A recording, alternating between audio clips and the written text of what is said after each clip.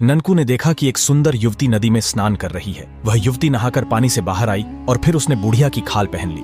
यह दृश्य देखकर ननकू दंग रह गया, परंतु उस युवती की सुंदरता ने उसे इतना मोहित कर लिया कि उसने उसी क्षण निश्चय कर लिया, मैं इसी युवती से विवाह करूंगा, चाहे कुछ भी हो जाए।